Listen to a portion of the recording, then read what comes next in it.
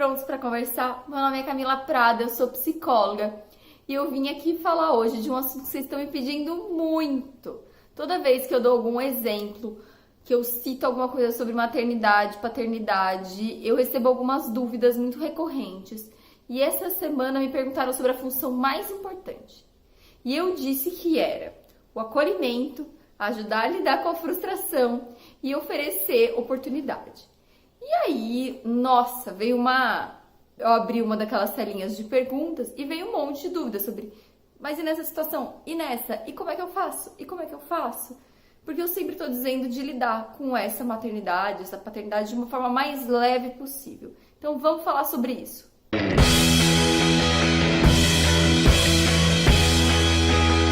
Para mim, acreditar nessa relação e acreditar no potencial do seu filho, do seu neto, é a base para uma relação de respeito e um desenvolvimento mais tranquilo. Tá, mas o que eu quero dizer com isso? Quando você pode se tranquilizar de que sim, seu filho vai saber o quanto que ele tem que comer, ele vai aprender a dormir sozinho em algum momento, ele vai desfraldar em algum momento, ele vai parar de usar chupeta, e você vai se lembrar que seus colegas da faculdade, seus colegas do trabalho, não tem essas coisas ainda. Eles sim aprenderam em algum momento a dormir sozinho, a não usar fralda, a tirar mamadeira. Porque o que eu vejo é que os pais erram muito, e pra mim o que aparece no consultório, essa é de longe, o maior dos erros dos pais é entrar em desespero. Porque, quer queira ou não, nesses blogs de maternidade, ou mesmo que você vá na pracinha brincar com seu filho, tem muita gente dando palpite. E de repente tá todo mundo desfraldando com uma certa idade e você acha que aquilo é uma regra e que seu filho tá errado. Então, aquilo tem que ser feito naquele exato momento, né? Esse medo de seu filho estar atrasado e de você não ser uma mãe suficientemente boa te faz não ser uma mãe boa, de forma alguma. E aí eu acho que se eu puder, em algum momento, fazer com que vocês possam se tranquilizar para poder oferecer algo bom, algo de qualidade, nossa, para mim isso é o suficiente, porque é disso que seu filho precisa, de uma calma. Quando eu falo do acolhimento, é disso, né? Mesmo que seu filho não siga os padrões, você consiga se acalmar. Quando os médicos sugerem aqueles pontos de desenvolvimento, eu não estou dizendo que você tem que jogá-los fora. Não é isso. Mas os médicos também em nenhum momento propuseram esses pontos como algo para ser cumprido como um robô. E ao mesmo tempo, as mães sabem disso e falam, ah não, mas vai ter uma diferença de uma semana ali. Não, às vezes é uma diferença maior. O que gera confusão é que os pais lidam com as coisas. Na verdade, todos nós adultos temos essa dificuldade de não lidar com as coisas 880. Então, ou é para comer com 6 meses, ou meu filho está com problema. Não, né? Ou eu vou respeitar ele fazer do jeito dele, ou eu vou obrigá-lo a fazer do meu. Isso parece que fica uma coisa tão rígida. Então não quer dizer que seu filho vai ter 6 meses e ele não tem interesse nenhum para comida, que você vai liquidificar a comida e enfiar a goela abaixo. Quando o assunto é alimentação, introdução alimentar, eu indico muito um Instagram que chama @bebednutri, vai estar aqui no box de informações. E eu acho que ela trata disso como uma forma muito leve e natural, porque a introdução alimentar é uma apresentação dos alimentos, né? A fonte principal de nutrientes é o leite.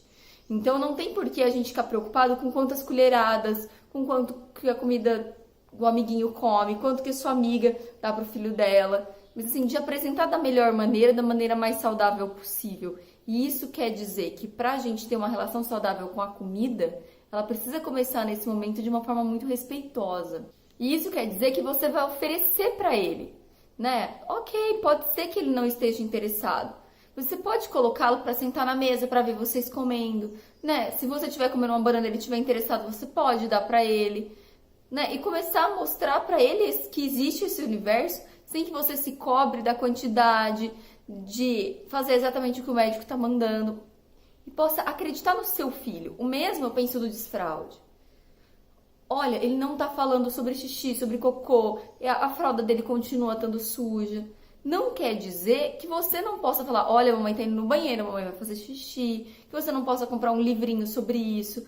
Não quer dizer que você não possa já comprar um piniquinho e deixar ali, caso ele tenha interesse. né? Não quer dizer que você não precise contar pra ele que em algum momento ele não vai mais usar fralda, mas de que esse tempo pode ser que alguém desfraude em uma semana, pode ser que demore um pouco mais, pode ser que seja numa idade onde todos os amiguinhos estão teoricamente desfraudando, pode ser um pouco depois, pode ser um pouco antes.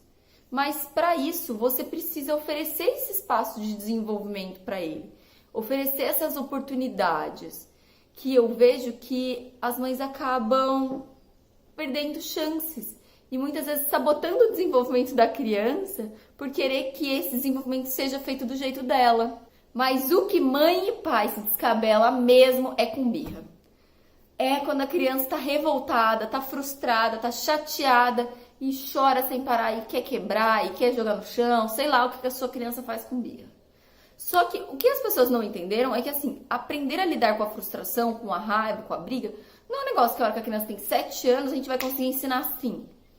Ai, olha, faz essa técnica aqui, mãe, que vai dar certo. Não, não vai. Técnica nenhuma vai ser milagrosa. Porque a criança, ela nasce crua, sem saber lidar com nada. Ela não sabe o que ela tá sentindo. Ela tá sentindo um desconforto enorme. Que ela não sabe se é tristeza, se é raiva, se é frustração, se é vontade de ir no banheiro, se é nada. Se é sono, não sabe. E a gente que precisa contar pra ela o que é, como lidar, o que a gente faz com isso, quais são as opções. Só que naquele momento, os pais ficam com tanta raiva de estar passando, tão frustrados de estarem passando por aquela birra, que eles não conseguem ter a calma de pegar e falar, tá, bom, nesse horário eu acho que ela tá com sono, então eu vou contar pra ela que pode ser que isso seja sono, o que ela acha de dar uma dormida, de ali ficar na cama um pouquinho, ou, eu acho que ela tá brava porque ela queria tal coisa, então vamos contar pra ela que ela pode brincar com outra coisa, vamos explicar, vamos tratar essas crianças com respeito e acolhimento e entender que o adulto da relação é a gente sabe lidar com essas coisas. E se a gente tá nervoso com a situação, imagina os pequenos, né? Como é que eles vão lidar com isso? E é claro que eles não vão saber lidar com isso melhor do que a gente. Eu tenho um exemplo sobre isso que eu acho muito engraçado, que eu falo que, lembra a primeira vez que você queria muito ir numa festinha na adolescência e seus pais não deixaram? Que parecia que o mundo ia acabar, ou seu primeiro pé na bunda, que, nossa, parece que o mundo vai desmoronar. A criança sente isso toda vez que escuta um não. Toda vez que ela quer continuar assistindo televisão e você fala que não pode. Toda vez que ela quer enfiar o dedo na tomada e você diz que não pode. O mundo para ela desaba todas essas vezes. Você imagina que loucura que isso deve ser. Eu gosto muito de indicar um canal aqui no YouTube que chama Paizinho Vírgula. Ele fala sobre educação com apego, ele fala sobre comunicação não violenta. É muito legal. Eu posso falar disso com vocês se vocês quiserem depois. Mas como esse é um vídeo só, então se vocês quiserem, fiquem ligados. Que eu acho que ajuda a perceber um pouco mais e dá um pouco mais de instrumental na hora de lidar com essas crianças, nesses momentos de...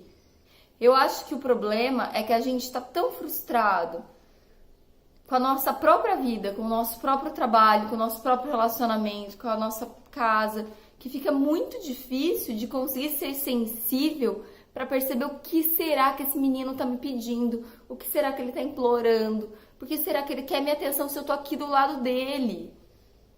Porque o que a gente quer naquela hora é só que aquela criança fique quieta. Um exemplo muito sobre isso é Terrible 2, eu odeio que falem isso, mas que é os terríveis 2 anos. Gente, que eles falam que é a adolescência do bebê. É a hora que a criança tá mais agitada, é a hora que ela tá com as atividades motoras bombando, é a hora que ele tá querendo falar tudo, ele tá exercitando tudo que ele aprendeu nesses 2 anos com a maior força do mundo. E é uma criança que não para um segundo. E o nosso único desejo é que ela pare. Mas tá errado, é uma expectativa errada. A gente quer que essa criança se desenvolva, não é isso que a gente se esforça para o nosso filho ser uma criança que se desenvolva, que tem uma vida tranquila? Só que a expectativa é que ele brinque com algo que não nos incomode.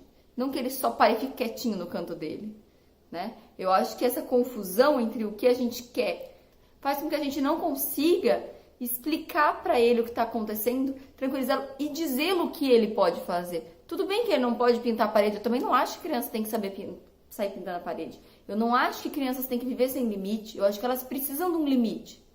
Só que a gente precisa dar o limite certo, um limite possível. Olha, você não quer colocar o cinto de segurança? A gente não vai? Não, porque você vai ter que sair do mesmo jeito. Então você vai dizer, olha, ou a mamãe coloca o cinto, ou você coloca o cinto, mas vai ter que colocar o cinto. Olha, a parede não pode pintar. Mas o que ele vai fazer? Ele vai chorar. Tá, mas pinta o papel, vamos brincar de carrinho. Sabe, dá alternativas que o seu não esteja contemplado, a sua rigidez esteja contemplada, mas que mesmo assim essa criança tenha uma possibilidade de viver e de ser criativa. É levar essa rigidez de uma forma leve. Então você precisa saber o que é importante para você. Ele não riscar a parede é importante? Então, ok, isso é uma regra que não pode ser quebrada. Mas ele comer um pouco menos, sim, é uma regra que pode ser quebrada. Ele brincar de outra coisa é uma coisa que pode acontecer. Ou, por exemplo, quando uma criança é um pouco maior, a gente vai começar a introduzir atividades para eles fazerem, coisas para ele cuidar da casa, porque sim, ele também é um membro da casa. Então ele vai recolher os brinquedos. Gente, não tem como você pedir pro seu filho recolher o brinquedo e recolher do mesmo jeito que você vai recolher.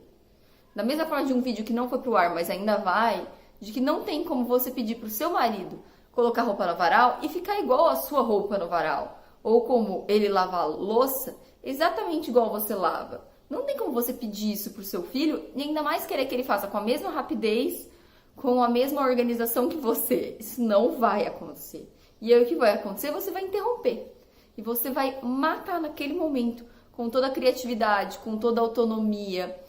Você vai dizer pra ele que ele é imprestável pra fazer aquilo. E acho que a gente não quer contar isso pra eles, né? Acho que a gente quer contar o quanto que eles devem ficar orgulhosos deles terem conseguido cumprir uma tarefa. E principalmente uma tarefa que eles escolheram, que eles estão podendo fazer do jeito deles. Isso é muito maravilhoso para uma criança.